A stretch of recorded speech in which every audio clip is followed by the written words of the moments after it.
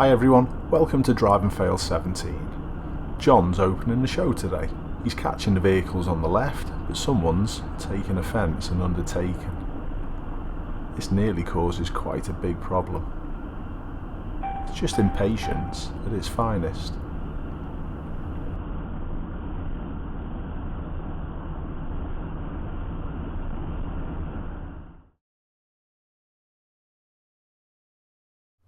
Queuing traffic increases stress levels for everyone, but it shouldn't.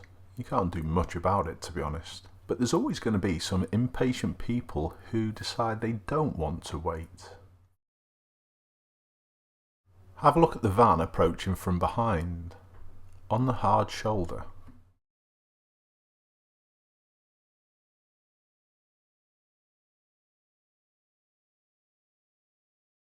It was only the lorry stopped on the left and the junction coming up that stopped the progress down the hard shoulder. But they haven't finished yet. This clip amazes me. A bit further up the road, they do this.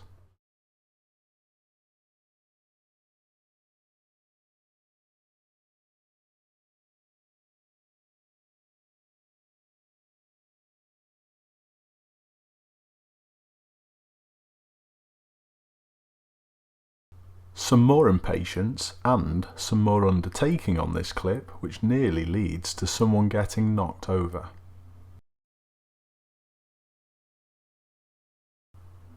Our camera has already seen this pedestrian and they decide to hold back, but someone behind goes through on the left.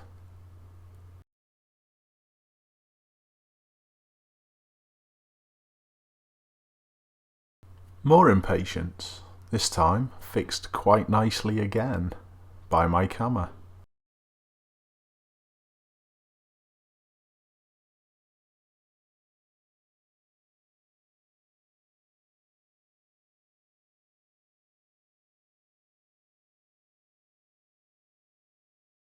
Watch the young cyclists on the right. I don't think that was in full control. This clip must have been sent in by mistake if they're expecting me to back up the camera. I've never seen a junction that's called a drive overabout.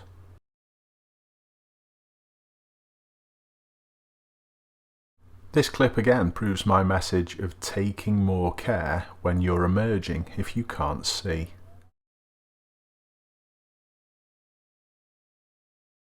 That collision was solely caused by both parties being too fast and not taking enough care. These pedestrians to the left of the screen could also have been involved easily. Let's have a look at this from a different view. I'm pretty certain that the insurance from the car emerging is going to pick up the tab for this collision, but for me that's wrong, because then the people driving down the main road think they can drive how they like because they're not going to be at fault.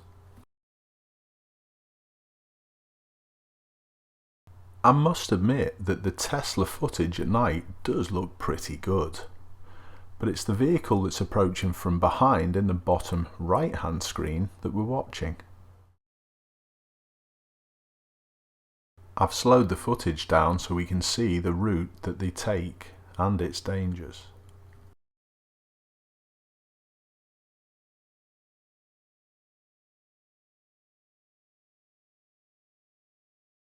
My camera had a ringside seat of multiple idiots jumping red lights.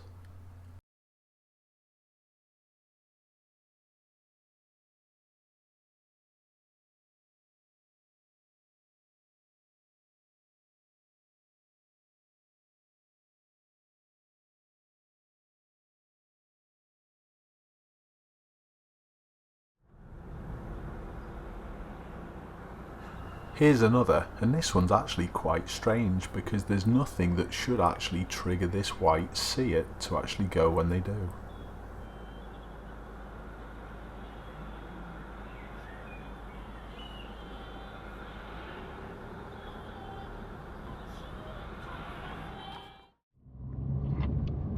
As my camera exits a housing estate, watch the pavement up on the left just before the roundabout.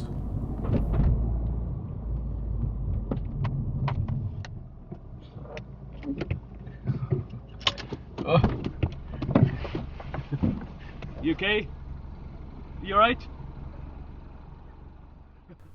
It's cyclists like this who tend to pose the biggest threat to themselves, so it's down to us drivers to look out for them.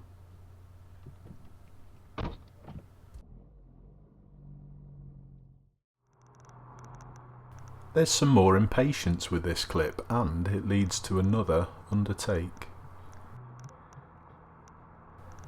If you're ever being tailgated, just like our camera is, make certain that you've got plenty of space in front of you so you can slow down smoothly. And don't be rushed either. Sometimes there's always an option of parking in, which we couldn't do here, or maybe turning off a road and then coming back onto the one that you were on after. There's no excuse for this guy behind now.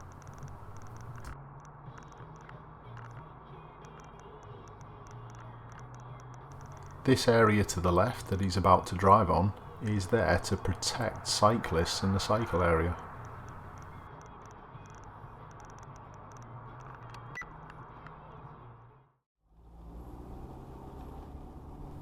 Watch this lorry come from the other direction and bully his way past.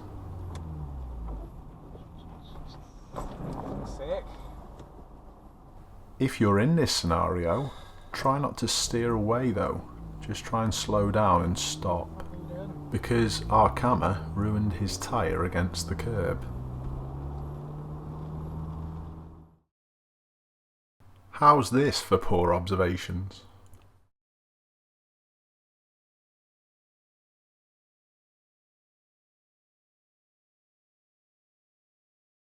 And this is no better either.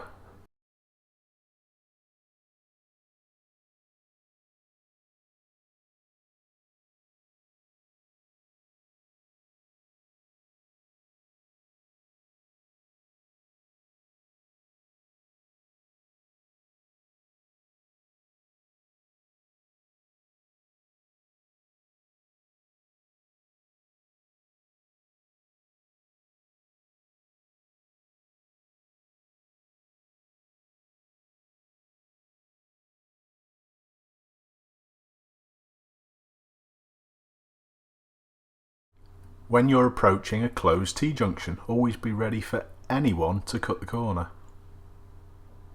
And I do mean anyone.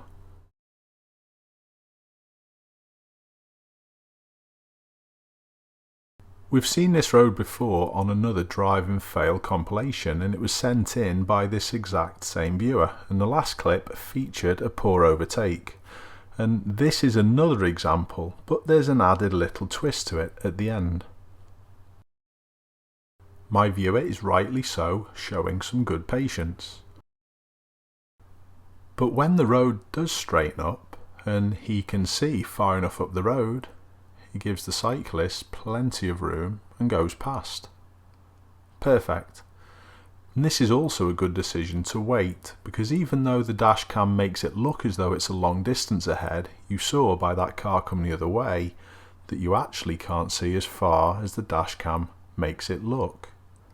And even though the view's got a little better, it's still not enough to complete, because these first two cyclists are catching up to the next one. That guy didn't think so though. So the cut and shut is, even though my viewer was being really patient, have a little look to see how far it got the other guy a little touch further up the road. Thanks a lot for watching everyone. If you haven't done already, it would be a massive help if you could just go on and click that subscribe button. Keep safe everyone, and keep looking out for anyone more vulnerable than you, including the ducks.